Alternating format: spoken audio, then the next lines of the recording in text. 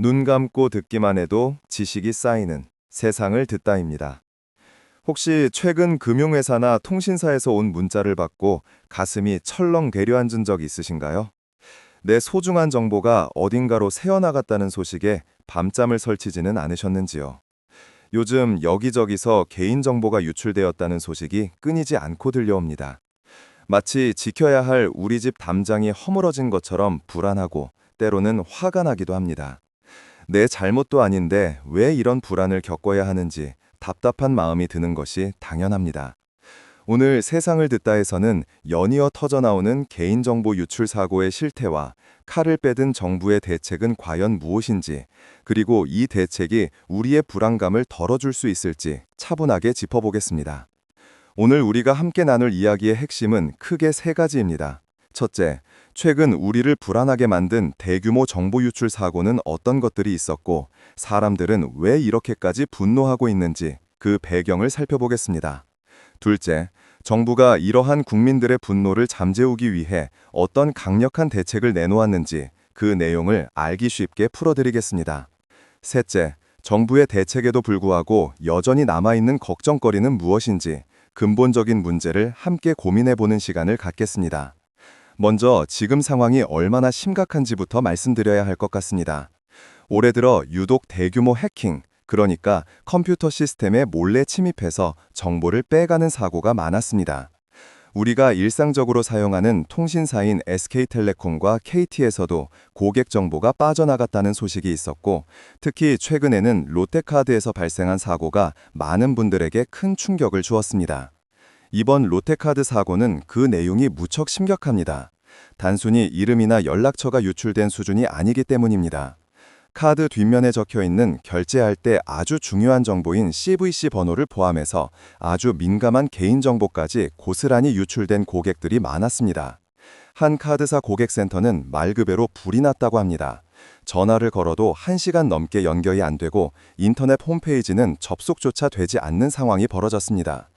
답답한 마음에 직접 본사까지 찾아간 한 고객은 24시간 상담을 한다고 해놓고 어젯밤에만 1시간 반을 넘게 전화했는데 안 됐다며 분통을 터뜨렸습니다.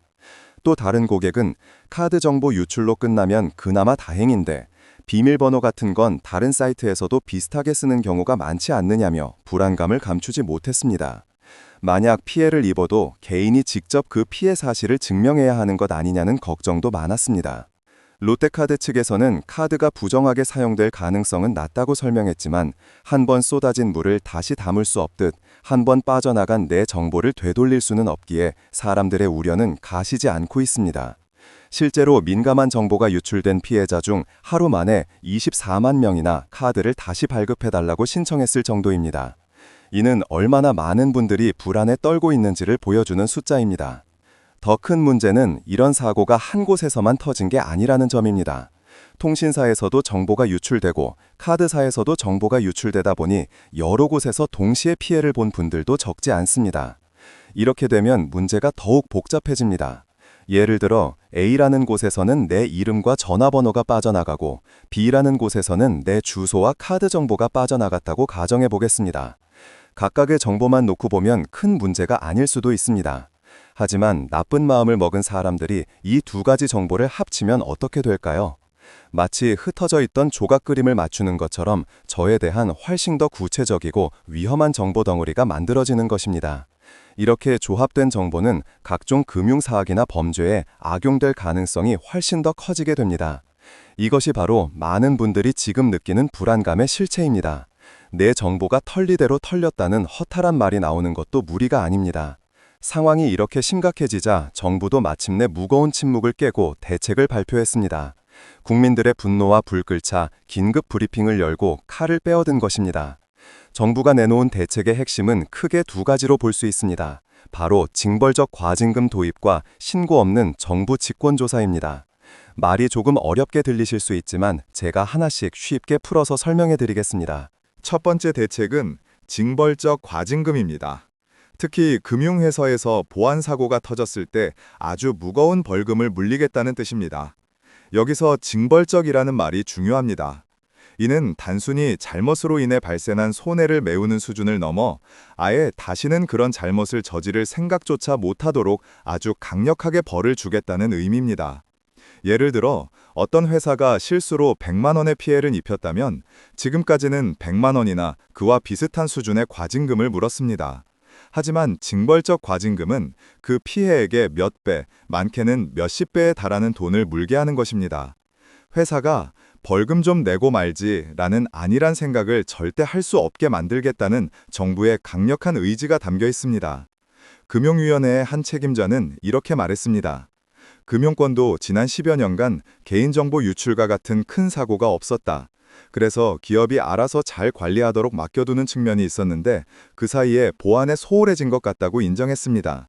즉, 그동안 큰 탈이 없었다는 이유로 긴장이 풀어졌고 결국 이런 큰 사고로 이어졌다는 반성입니다. 실제로 이번에 문제가 된 롯데카드의 경우 8년 전에 만들어진 낡은 보안 시스템을 그대로 쓰고 있었고 심지어 해킹을 당하고 보름이 지나도록 그 사실조차 모르고 있었다는 정황이 드러났습니다.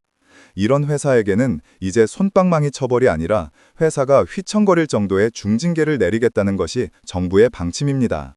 고객의 정보를 제대로 지키지 않는 것은 회사의 존립 자체를 위협하는 일이라는 것을 확실히 보여주겠다는 것입니다. 두 번째 대책은 신고 없는 정부 직권 조사입니다. 이것 또한 매우 중요한 변화입니다.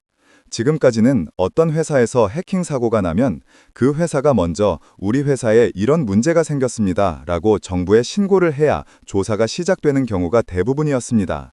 하지만 기업 입장에서는 회사 이미지가 나빠지거나 큰 벌금을 물게 될까봐 이런 사실을 숨기거나 가능한 늦게 알리려는 유혹에 빠지기 쉽습니다. 그 시간 동안 우리도 모르는 사이에 소중한 정보는 더 널리 퍼져나가고 피해는 걷잡을 수 없이 커질 수 있습니다. 그래서 정부는 이제부터 기업이 신고하지 않더라도 해킹을 당한 것으로 보이는 정황만 포착되면 정부가 직접 팔을 걷어붙이고 조사에 나설 수 있도록 제도를 바꾸기로 했습니다. 과학기술정보통신부의 책임자는 기업이 고의로 침해 사고 사실을 늦게 신고하거나 아예 신고하지 않을 경우 과태료 같은 처벌을 강화하겠다고 밝혔습니다. 더 나아가 해킹 정황을 확보한 경우에는 기업의 신고를 기다리지 않고 정부가 먼저 철저히 조사할 수 있도록 하겠다고 못 박았습니다. 이는 마치 집에 연기가 피어오르는 것을 본 소방관이 집주인의 신고를 기다리지 않고 먼저 문을 열고 들어가 불을 끄는 것과 같습니다. 사고 초기에 정부가 발빠르게 대응해서 피해가 커지는 것을 막겠다는 취지입니다. 이처럼 정부가 내놓은 대책들은 분명 이전보다 훨씬 강력하고 적극적입니다. 고객정보 보호를 기업의 자율에만 맡겨두지 않고 정부가 직접 나서서 엄격하게 관리하고 무겁게 처벌하겠다는 의지를 보여준 것은 긍정적으로 평가할 만합니다. 하지만 많은 분들이 과연 이 정도로 내 불안감이 사라질까라며 여전히 고개를 갸우뚱하고 있습니다. 왜 사람들은 정부의 강력한 약속에도 불구하고 여전히 미심쩍어하는 걸까요? 여기에는 몇 가지 중요한 이유가 있습니다. 가장 큰 이유는 정부의 대책이 다소 원론적인 수준에 머물러 있다는 지적 때문입니다. 징벌적 과징금이나 정부 직권조사 모두 방향은 옳지만 실제로 어떻게, 얼마나 강력하게 실행될 것인지에 대해서는 아직 구체적인 내용이 부족합니다. 예를 들어 징벌적 과징금을 부과한다고 해도 그 기준이 무엇인지, 기업의 매출액 대비 어느 정도 수준으로 정할 것인지 명확하지 않으면 기업 입장에서는 여전히 빠져나갈 구멍을 찾으려 할 수 있습니다. 말로만 엄벌을 외칠 뿐 실제로는 가벼운 처벌에 그쳤던 과거의 사례를 우리는 여러 번 봐왔기 때문입니다. 더욱 근본적인 문제는 정부의 실행력 자체에 대한 의문입니다. 이번에 큰 사고를 낸 롯데카드는 사실 정부로부터 정보보호관리체계 ISMS라는 인증을 받은 회사였습니다. 이 인증은 정부가 직접 나서서 이 회사는 고객 정보를 안전하게 관리하고 있습니다 라고 일종의 보증을 해주는 제도입니다. 그런데 그런 인증을 받은 회사에서조차 이렇게 어처구니 없는 사고가 터진 것입니다. 결국 정부의 인증 제도가 실제로는 아무런 힘을 발휘하지 못하는 종이 호랑이에 불과했다는 사실이 드러난 셈입니다. 이런 상황이니 정부가 지금 또 다른 대책을 내놓는다고 해도 사람들이 고지곳대로 믿기 어려운 것입니다. 지난번에도 안전하다고 하지 않았느냐는 뼈아픈 질문 앞에 정부도 할 말이 없게 된 것입니다. 결국 이번 사태는 단순히 몇몇 기업의 보안의식 부족 문제를 넘어 우리 사회의 안전 시스템 전반에 대한 깊은 불신으로 이어지고 있습니다. 기업은 이윤을 좇느라 보안 투자를 등한시하고 정부는 겉으로 보이는 제도만 만들었을 뿐 제대로 된 관리 감독에는 소홀했던 것은 아닌지 우리 모두가 되돌아봐야 할 때입니다. 흩어진 정보를 다시 주워 담을 수는 없지만 지금이라도 구멍난 자루를 단단히 꿰매야 합니다. 오늘 우리는 연이은 개인정보 유출 사고와 이에 대한 정부의 대책을 자세히 살펴보았습니다. 수많은 사람들의 분노에 떠밀려 정부가 징벌적 과징금과 같은 강력한 처벌을 약속했고 기업의 신고가 없어도 직접 조사에 나서겠다는 의지를 보였습니다. 이는 분명 의미 있는 변화의 시작일 수 있습니다.